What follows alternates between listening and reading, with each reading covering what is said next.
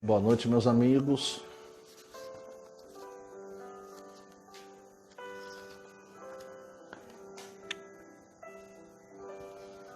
Já nos preparativos para a gente fazer a nossa reflexão nesse dia que para mim é um dos mais significativos da história cristã, porque representa uma grande relevância os conhecimentos aqui, que chegam a todos nós pelas lições da doutrina espírita. Vamos caminhar para a nossa prece?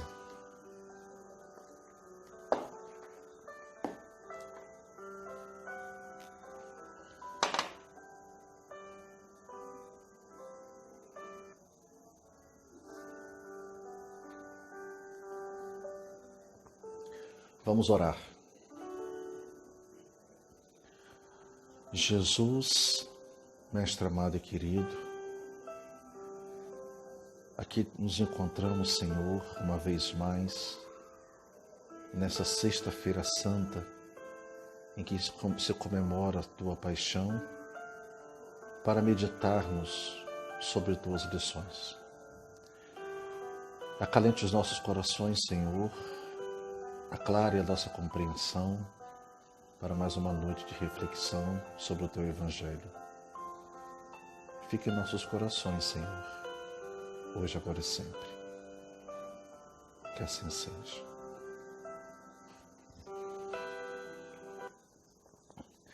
Queridos, boa noite a todos, boa noite Washington, Patrícia, Adriana, Jô, Maritza, Andréia, Lucimar.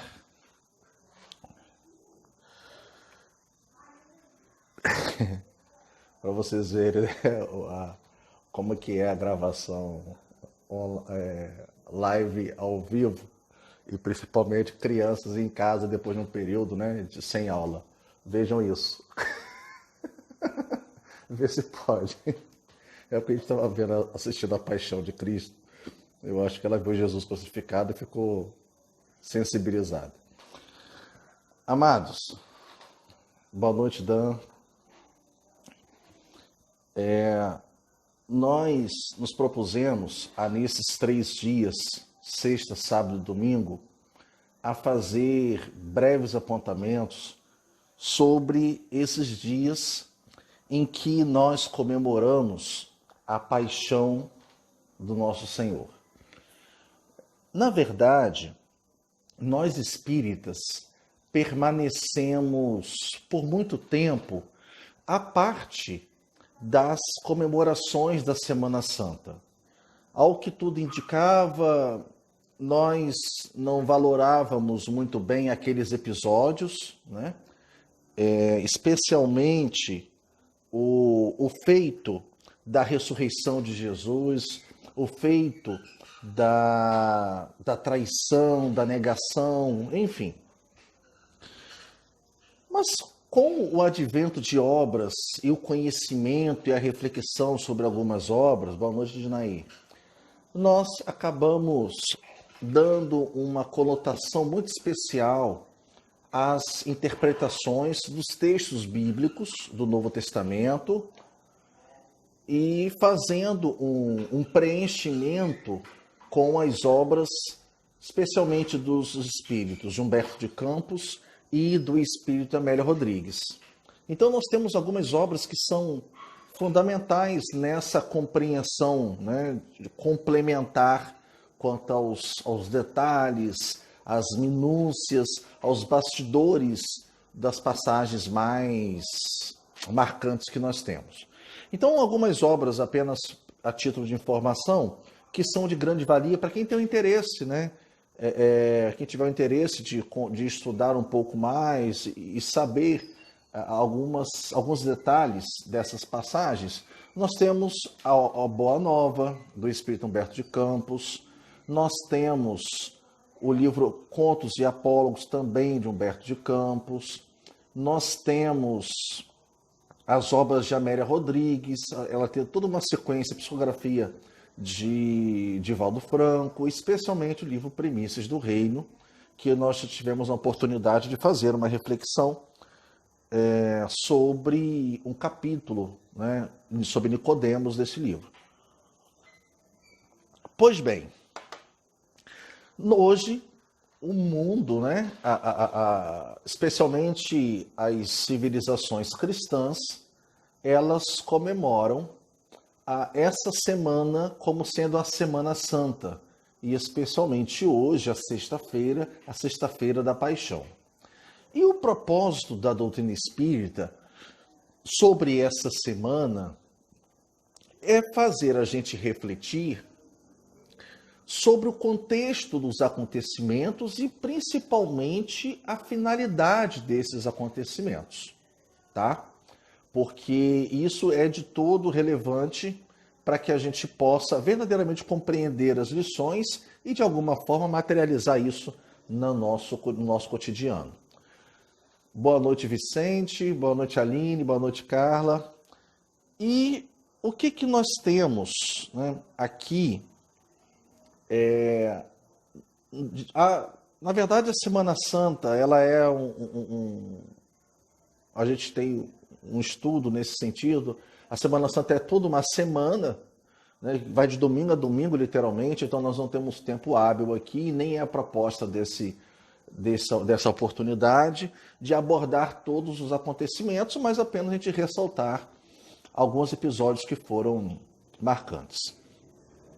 Bom, nós sabemos que a passagem de Jesus na Terra foi uma passagem muito movimentada nos últimos 3 anos. Não se tem muitas notícias do período de mocidade e da fase mais jovem de Jesus, antes dos 30 anos, 31 anos.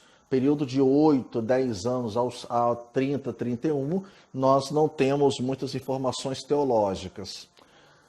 Mas os últimos 3 anos representaram um ganho muito grande no que se chama de ministério público de Jesus. Especialmente nessa semana que a gente comemora a paixão de Cristo, aconteceram a maior parte dos milagres, né? E uma confirmação de que Jesus, ele, apenas corroborando com o que a gente já sabe, ele não atuou na Semana Santa como um mero coadjuvante. Ele era o personagem principal. E a Semana Santa, ela começa notoriamente no domingo, que é conhecido por nós do Ocidente como o Domingo de Ramos, que é também a ocasião que marca a entrada triunfal de Jesus em Jerusalém. Jesus reúne os seus discípulos e diz que seria necessário subir para a cidade de Jerusalém. Os discípulos, mediante essa informação de Jesus, boa noite, Tereza, ficaram bastante apreensivos, porque eles sabiam que o clima era muito hostil referente às autoridades religiosas do tempo. Havia um grande desconforto dos fariseus, de alguns escribas, para com as abordagens públicas feitas por Jesus. Então, nós temos, quando Jesus informa que seria necessário ir para Jerusalém, os discípulos manifestaram um grande receio, mas partiram com Jesus, e à medida que Jesus ia passando pelas aldeias, nas adjacências de Jerusalém, as pessoas que reconheciam Jesus iam na frente para dar as boas notícias, para informar que o Filho de Deus já estaria chegando à Cidade Santa. E aí, Por que que Jesus, se por um lado ele tinha um desconforto, ele provocava um desconforto nas autoridades do tempo, daquele tempo, ele também estava num momento de altíssima popularidade em razão dos eventos ditos milagres que ele vinha fazendo nos últimos 2, 3 anos. Tá? Então ele tinha ali ele chega a Jerusalém numa popularidade confirmada. E os discípulos começaram a se encantar com aquilo, né? Com aquela recepção. Quando ele adentra principalmente a cidade, e obviamente que não tinha hora, não tinha nenhum marco característico, não se soltava fogos, porque obviamente não existiam, mas pelo fato das pessoas irem avisando que ele estaria se aproximando, quando Jesus chega à cidade de Jerusalém, já havia uma grande aglomeração esperando por ele. Uma grande aglomeração. Pessoas que estavam ali, boa parte moradores daquela região, mas em sua maioria, visitantes estrangeiros que se deslocavam de cidades diversas para festejar a Páscoa na cidade de Jerusalém. Então a fama de Jesus já extravasava os limites territoriais. Muitas pessoas que receberam as benesses das suas curas, dos seus milagres, e outras que ouviram falar, ficavam encantadas. E Jesus, então, quando chega a Jerusalém, ele já chega com um repertório, com uma recepção calorosa pronta. Bom, quando ele chega a Jerusalém, os discípulos estavam, embora amedrontados, adentraram a um clima de euforia. Né? Por quê? Porque não era comum que durante a Páscoa se prestasse tanta reverência a que não fosse uma autoridade romana. Nem a autoridade romana receberia aquele clamor, até porque recebia daquelas pessoas uma grande antipatia pela opressão de Israel. Enfim. Então, Jesus entra em Jerusalém e o evangelista Lucas vai nos informar que Jesus, embora devidamente aflorado pelas pessoas, aclarado, as pessoas balançando os ramos, né, as palmeiras, e devidamente acompanhado dos seus discípulos, Jesus chora copiosamente. Né? Jesus chora copiosamente. E por que Jesus chora copiosamente? Porque ele sabia todos os acontecimentos que adviriam pela sua passagem, pela última passagem dele de Jerusalém, e principalmente ele sabia que aquelas pessoas que ali estavam em uma manifestação muito mais de empolgação do que verdadeiramente de deferência honesta, já que boa parte escolheu, 5 dias depois, Barrabás. Certo? Só um momentinho, só fazer um ajuste aqui.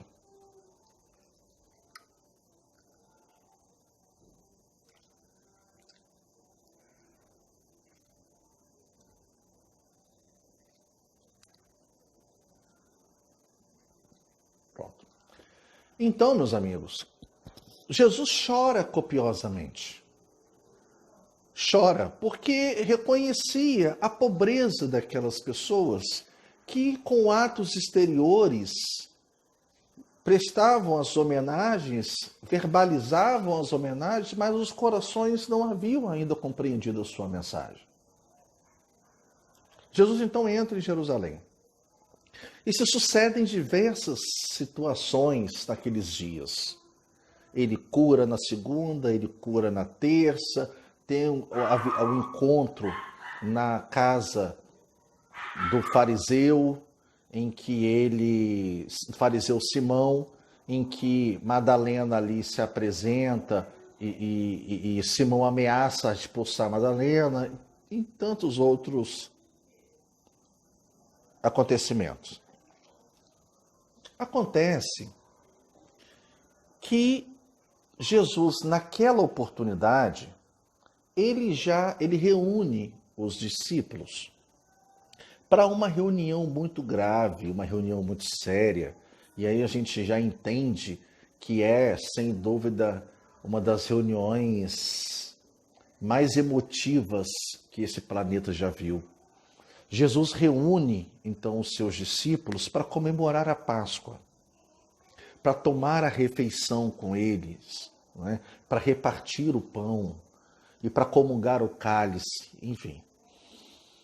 Naquele momento, naquela reunião, Jesus faz uma série de advertências aos seus discípulos.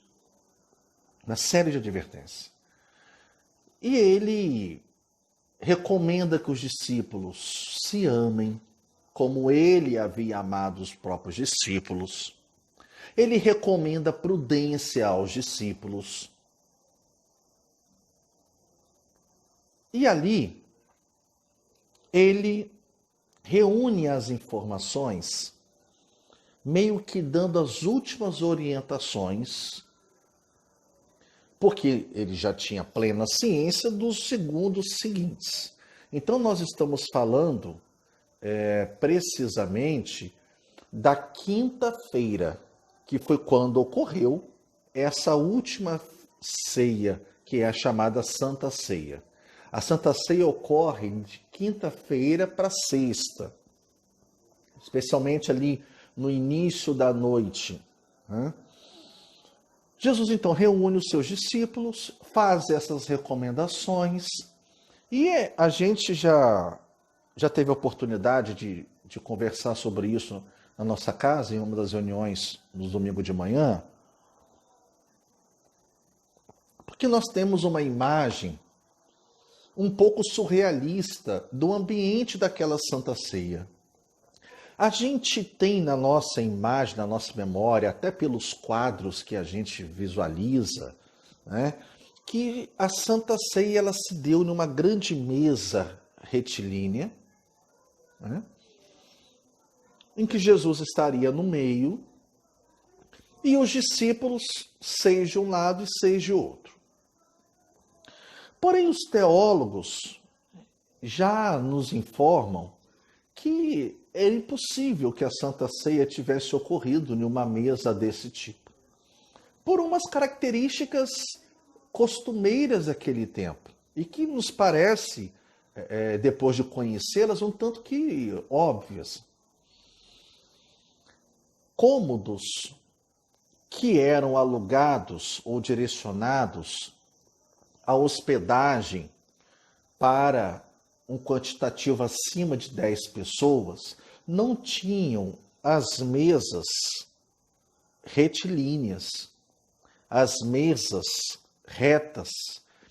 Por quê? Porque para os cômodos com mais de 10 pessoas, não seria possível que se fizesse uma alimentação de forma que os habitantes se olhassem, em tamanha a quantidade de pessoas.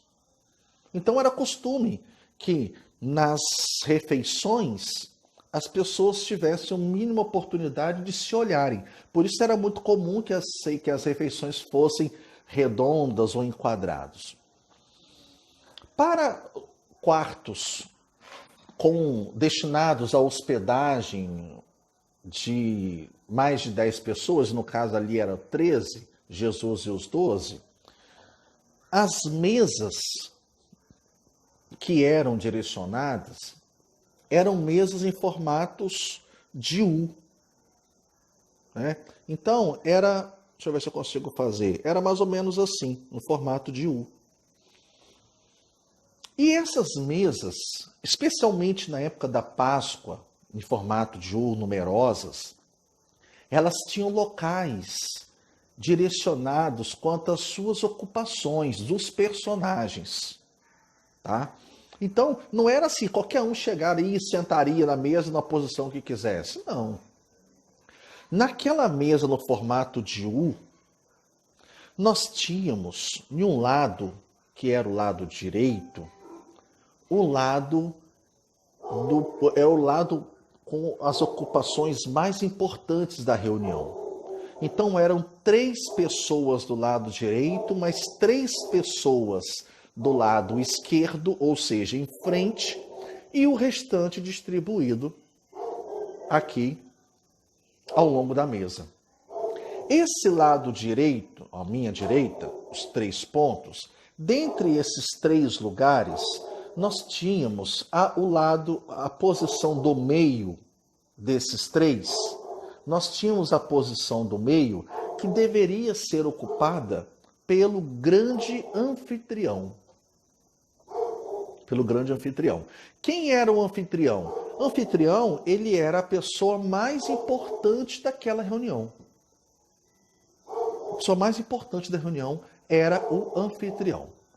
Então, era a pessoa que comandava a dinâmica, o passo a passo, né? Quando começaria a comer, quando não começaria a comer.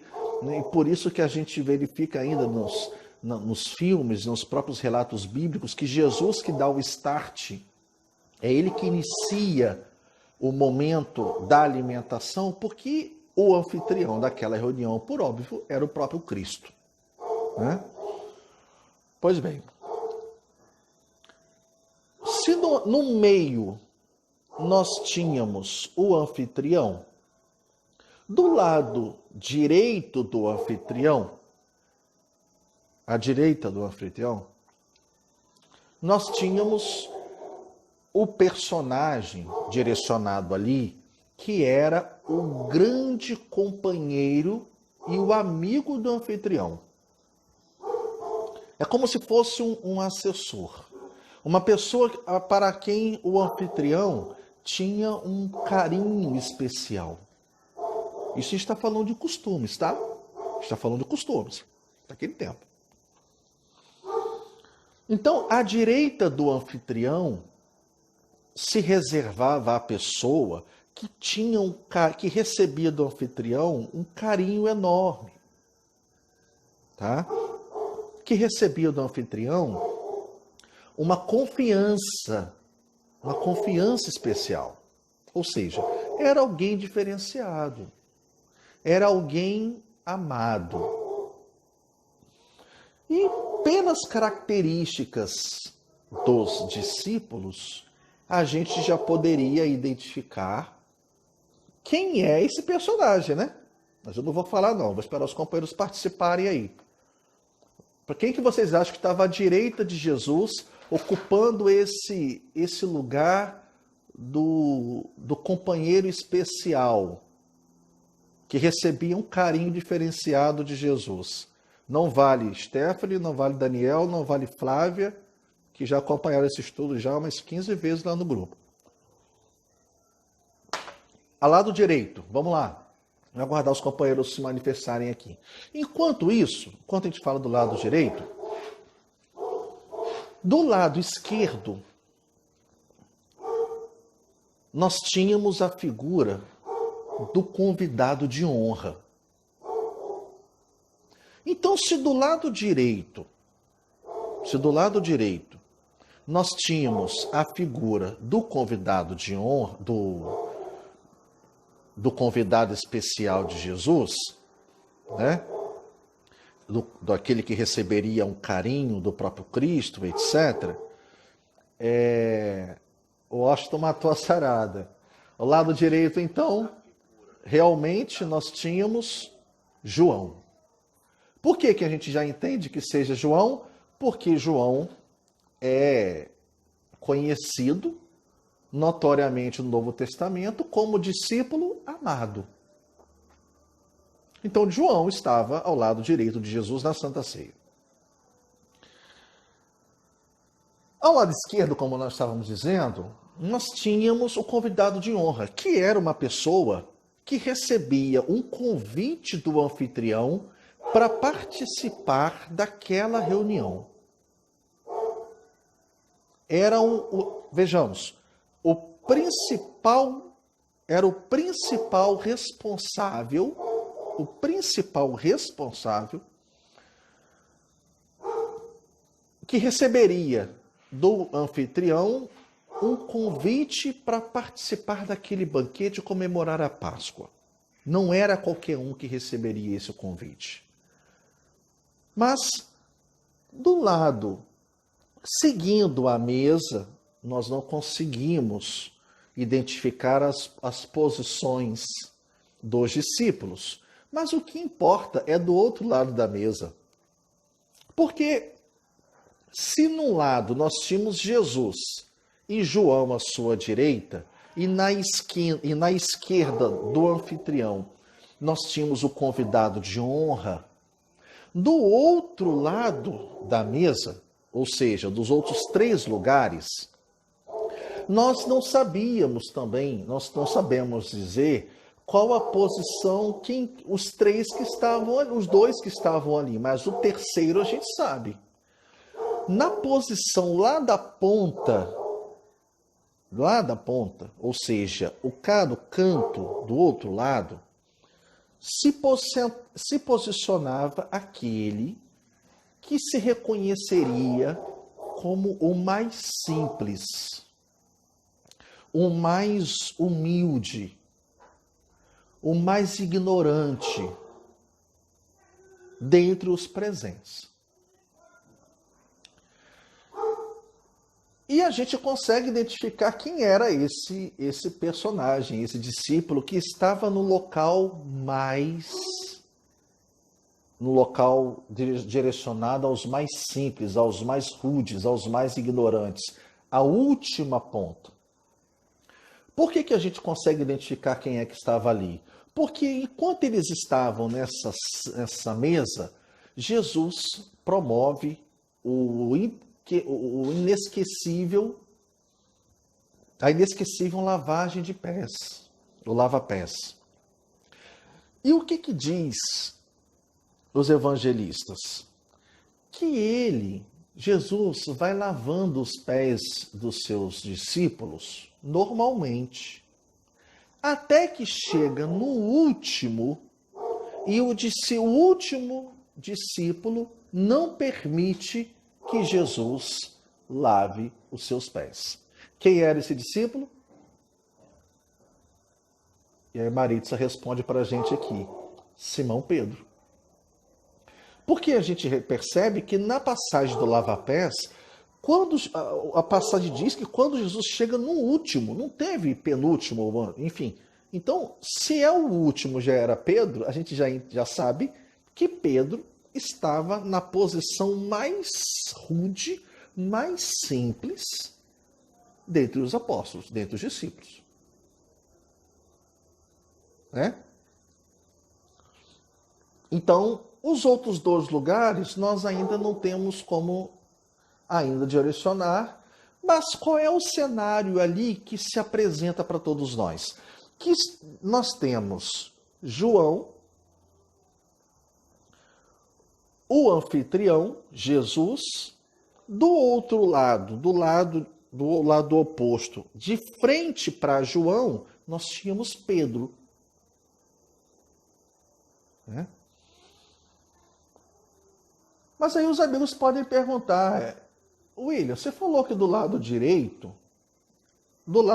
de Jesus estava João, na condição do companheiro daquele que recebe as homenagens do Cristo. E do lado esquerdo, quem seria o convidado de honra?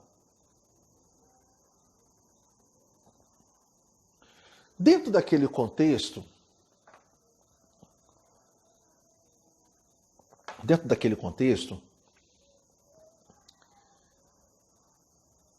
Jesus, depois do lava-pés, reunido com os discípulos, Jesus começa a proferir palavras muito tristes e muito desalentadoras. Jesus diz: é chegado é chegada a hora que o Filho do Homem vai ser preso, que o Filho do Homem vai ser açoitado, que o Filho do Homem vai ser cuspido, que o Filho do Homem vai ser crucificado. Pedro, que estava do outro lado, diz: Senhor, eu não permitirei que lhe aconteça mal algum. E Jesus olha para Pedro e diz: Pedro, Senhor, eu darei a minha vida por ti. E Jesus diz: você vai dar a sua vida por mim, Pedro? Sim, Senhor, por ti eu darei a minha vida, eu jamais permitirei que sejais preso. Pedro: Senhor, eu não irei permitir de forma alguma, eu irei contigo até o fim. Pedro: você vai dar a sua vida por mim? Sim, Senhor. Pedro: devo te advertir que você vai me negar 3 vezes. E vai ser antes do galo cantar.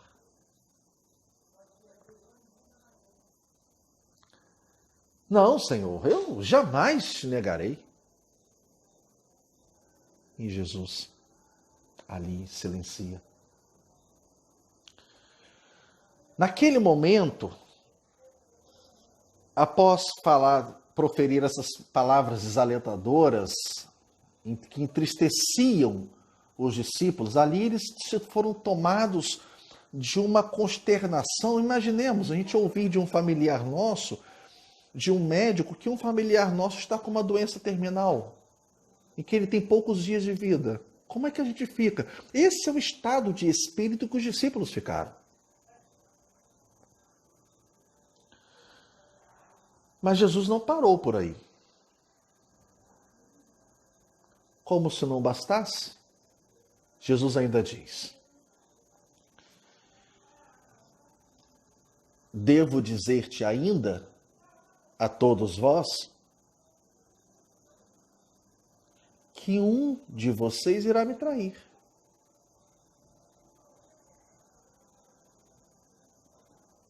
Um de vocês irá me trair. E o que a gente traz na nossa imagem, na nossa tela mental, desse momento? Que começa todo mundo perguntando quem é o traidor? Quem é o traidor, Senhor? Quem é o traidor, Senhor? Mas nesse contexto, todos ficam, a maioria dos discípulos ficam ali um tanto que instáveis, receosos, porque na verdade nenhum deles poderia admitir ou afirmar que não seria o traidor, por isso que eles ficam incertos. Mas quem pergunta, a pergunta notória dessa reunião, não é assim: Senhor, quem é o traidor, Senhor? E aí o Senhor responde alto para todo mundo ouvir: não. Quem pergunta quem é um traidor é exatamente Simão Pedro. Só que Simão não pergunta para todo mundo ouvir. Para quem que Simão pergunta? Simão escolhe aquele que estaria mais próximo, emocional e fisicamente de Jesus. E quem era essa pessoa? Que ostentava a condição de discípulo amado e que naquela reunião estava à direita do anfitrião porque era um assessor, uma pessoa que lhe dispensava carinho? João. E essa pergunta de Pedro para com João foi uma pergunta de face a face, porque se do lado aqui a gente tinha os 3 pontos mais importantes da mesa, aqui os outros lados menos importantes, Pedro e João estavam com os olhares diretamente entrelaçados. Estava um de frente para o outro. E quando Jesus diz que um de vós irá me trair, Quando ele diz, um de vós irá me trair, o que ele está dizendo ali? Que o traidor estaria naquela reunião e Pedro pergunta para João, quem é o traidor? João, pergunta a ele.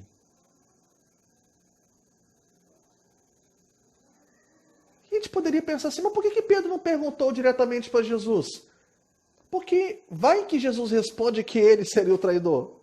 Porque não havia nenhum discípulo ali completamente convicto de que não seria o traidor. Porque Pedro havia sido advertido minutos antes de que iria negar Jesus 3 vezes. Então Pedro vai a João e meio que numa leitura labial, sussurrando, João identifica de Pedro a pergunta, o questionamento. E João também queria saber. Por isso a importância do posicionamento das mesas e das ocupações. E Pedro pergunta, quem é o traidor, João? Pergunte a ele. Você é o discípulo amado. Pergunte. E João, naquele momento, encosta a cabeça no peito de Jesus e pergunta aos pés do ouvido de Jesus. Não pergunta isso para todo mundo ouvir. Recolhe a cabeça ao peito e pergunta, Senhor. Aí a pergunta de João, vejamos. Serei eu o traidor? O discípulo amado pergunta a Jesus, não quem era o traidor, mas se seria ele. E Jesus responde para João. Mas Pedro completamente atento àquela resposta. Pedro pergunta a João e está olhando a resposta de Jesus. E Pedro percebe quando Jesus responde a João. O traidor é aquele que molhar o pão comigo na água. E só havia um personagem daquela reunião que tinha autorização para molhar o pão junto com o anfitrião. Esse personagem era nada mais, nada menos que o convidado de honra. Aquele que estava à esquerda de Jesus.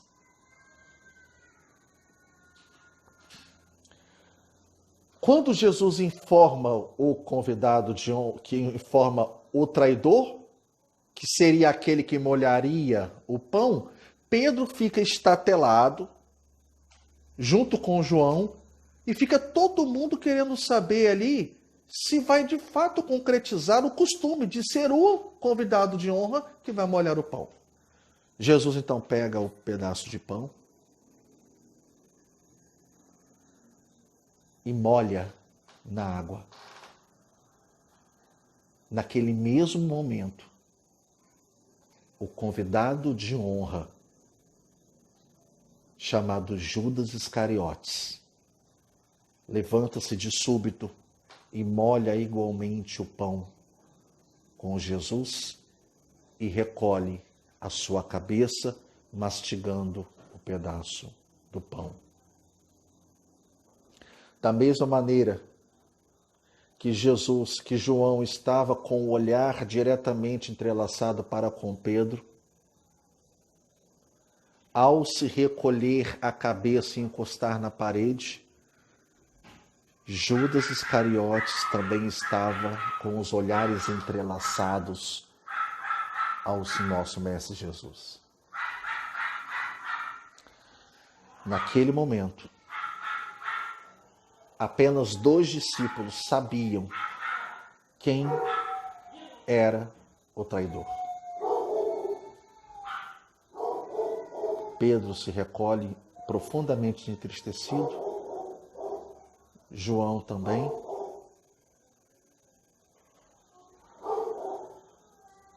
E mediante o recolhimento da cabeça, Jesus e Judas se olharam e naquele momento, Judas, com a cabeça fervilhando com os seus planos, ouve de Jesus o seguinte: o que tens que fazer, faze depressa.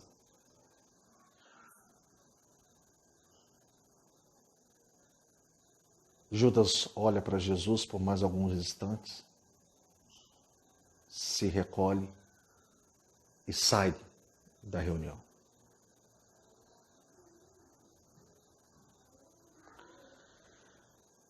E o que aconteceu com Judas? Nós iremos conversar amanhã, no nosso próximo encontro, quando falaremos. A nossa proposta hoje era fazer realmente um encontro de 30, 40 minutos. Amanhã, no sábado de Aleluia, nós retornaremos para conversar sobre a traição de Judas Iscariotes, esse personagem emblemático do Novo Testamento. Vamos fazer a nossa oração?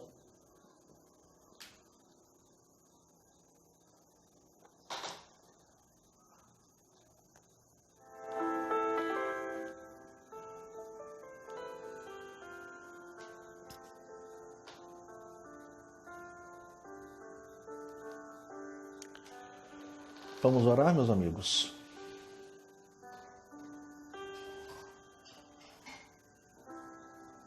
Jesus, amado Mestre, obrigado, Senhor, por tantas lições grandiosas que chegam a nós pela doutrina espírita. Que possamos, Senhor, estarmos emanados no Teu propósito de implantação da Boa Nova, das claridades do Evangelho para um porvir melhor. Fique, Jesus, em nossos corações, nos acalentando e nos embalando nas suas doces palavras. Fique, Jesus, em nossos corações, hoje, agora e sempre. Que assim seja.